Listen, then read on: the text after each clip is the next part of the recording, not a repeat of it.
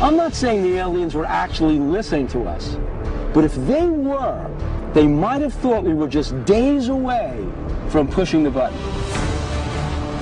And here, a UFO came over a nuclear weapons base, was beaming shots of light down on nuclear weapons. I guess maybe scanning the weapons.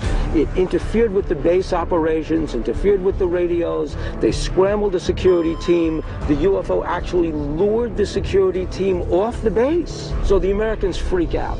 They shut it down. They do nothing. They don't want to talk about it. The United States hasn't investigated UFOs since Project Blue Book ended in January 1970. But to this day, Britain's Ministry of Defense does, as unidentified objects might pose a threat to British security. Strangely, Colonel Halt, an American, was not interviewed or debriefed by British authorities. There was nothing like this had ever happened before. All previous UFO sightings were just lights in the sky, really. The Americans kind of hope that the British will deal with it, and the British hope that it's an American problem, and that if anyone says nothing, hopefully the whole situation will go away. British and American authorities simply advised Halt to send a memo to the UK's Ministry of Defence about the events in the forest. But 2 days prior to Colonel Halt's submission of his memo, another inexplicable event occurred. An event that left local resident and forester Vincent Thurkettle puzzled and disturbed. I lived in a cottage just over there. I was out chopping wood. Thurkettle lived and worked in Rendlesham Forest at the time of the sighting. Between Christmas and New Year, a car pulled up. 2 young Englishmen got out, say 25 years old, in suits, came and talked to me. And what they were asking was, they said, "We've heard of red lights being seen in the forest." Who were these mysterious men? And how did they know of the UFO event before Colonel Halt released the information? It sounds to me like Vincent was actually visited. The team uncovers some alarming answers. A few days after the UFO incident, 2 strange men interrogated the residents of Rendlesham Forest in Britain. No one knows who they were or what they wanted. A car pulled up. 2 young Englishmen got out, say 25 years old, in suits, came and talked to me. And what they were asking was, they said, "We've heard of red lights being seen in the forest. And were you out last night?" I said, "No." They said, "Did you see anything? Do you know anyone?" And I said, "No." And then they just closed the conversation down and went. What's really exciting is this new information about Vincent Thurkettle being visited by some kind of men in black. He did mention that 2 Englishmen in black suits in a black car visited him. It almost sounds like a cliche, but it sounds to me like Vincent was actually visited by the men in black. UFO researchers recognize Thurkettle's encounter as a classic Men in Black scenario. Frequently, after a UFO sighting, witnesses are reportedly visited by 2 men who question them about what they saw. 2 young British guys interviewed me, and I later found out they interviewed everyone in the area to check if we were out that night and if we'd seen anything. Who do you think they were? Were they journalists? Were they... Well, if they were journalists, they never published. And what's fascinating about that is Colonel Hart hadn't even written his letter. The letter that blew everything up and supposedly informed the British about it, he hadn't written that letter.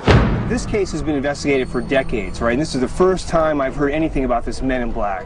This is a huge piece of the puzzle we're talking about here, so I need to go talk to Colonel Halt about this. I have a feeling he might be able to tell us a little bit more about it.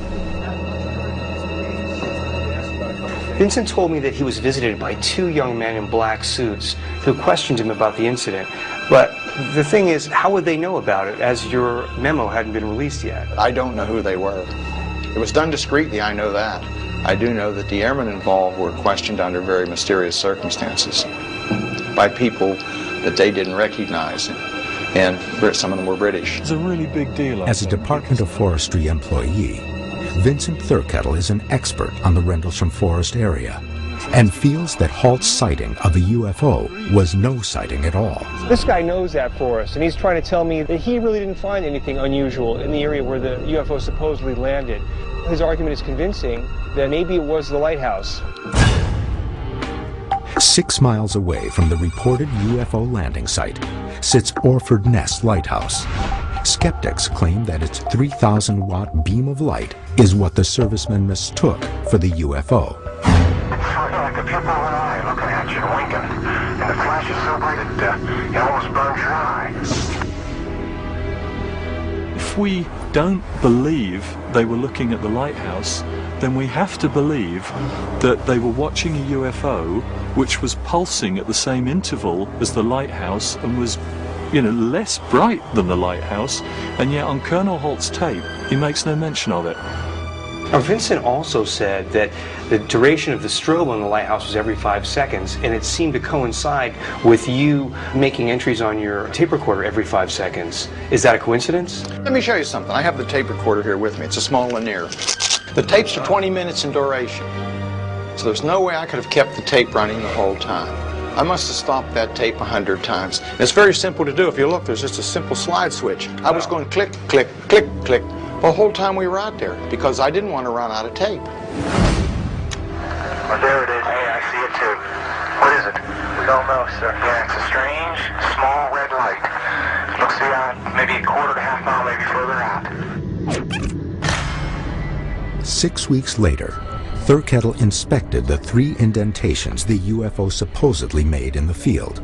So I'm going through the woods now, heart's going, really excited, and then we got to an area where there was a ring of sticks over a glade in the sort of bracken, this brown dead stuff around us, and he said, this is it. And as I looked at it, I said, but these are rabbit scrapes. Now, Vincent also had something to say about the indentations in the ground. He's of the opinion that they were rabbit scrapings. Keep in mind, a day or two after the incident, someone in the security police squadron, I'm sure, went out there and created at least 1, if not 2 false sites, and they put a lot of sticks in the ground around it. Why would someone do that? To mislead people, perhaps? I don't know. So maybe Vincent was looking at the wrong site. I don't know what he looked at, but he said it was 6 weeks later when he went out. Why would someone like Vincent, basically someone who wasn't there, get so much credence for his theories? It's not uncommon for black programs, as I like to call them, to use disinformation as a very efficient tool and a very good way to discredit a story. Just days before any reports went to the U.S. Air Force about the event at Bent Waters, British intelligence agents show up and start interviewing people. What were they doing? The British must have known, at some level of the government, what was going on and what they had to do to cover this up. At first I thought, okay, maybe it could have been a lighthouse, but I'm really starting to believe that Colonel Halt did have a huge experience. Conflicting testimony from highly credible witnesses have kept the debate about the lighthouse theory alive for more than 27 years. But can the testimony stand up to the scrutiny of scientific proof? I'm looking forward to getting more detail of where his position was, the position of this UFO, where it landed, and the position and orientation of the farmhouse. The most widely accepted explanation is that the lighthouse emitted a beam of light that reflected off the farmhouse and created the mysterious light the soldiers saw. The team decides to test this theory. Well, I thought what we want to do is get the best coordinates we can. I know it's been 27 years, but we'll just do the best we can. So Jeff and I will stay out here with the GPS, and if you two can go back to the site where you thought you were that night, and then adjust our positions based on your sight lines from that location. Using the GPS coordinates of the main landmarks, the team will construct a 3D model of the event. Now, is this kind of where they were?